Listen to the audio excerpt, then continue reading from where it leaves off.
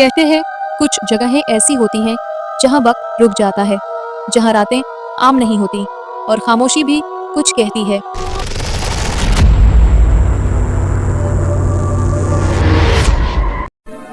ये कहानी है एक पुरानी हवेली की, जहां जाने वाला कभी पहले जैसा वापस नहीं आता। एक छोटे से गांव के कोने में 100 साल पुरानी एक हवेली थी। लोग कहते थे इस हवेली में रात के वक्त दिए खुद ब खुद जल जाते हैं। दरवाजे बंद होने के बावजूद हवा के झोंके अंदर आते हैं।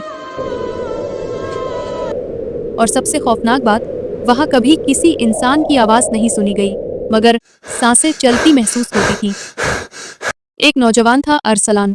वो शहर से आया था और कहता था ये सब तहम परस्ती है, भूत प्रेत कुछ नहीं होते।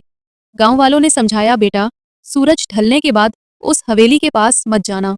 लेकिन अरसलान हंसकर बोला, मैं देखूंगा आखिर उस हवेली में छुपा क्या है। रात के 11 बजे अरसलान ने टॉर्च उठाई और हवेली की तरफ चल पड़ा। रास्ते में कुत्ते भौंकने लगे, हवा तेज हो गई, दरख्तों की शाखें अजीब तरह से हिलने लगी। दरवाजा चरचराता हुआ खुला।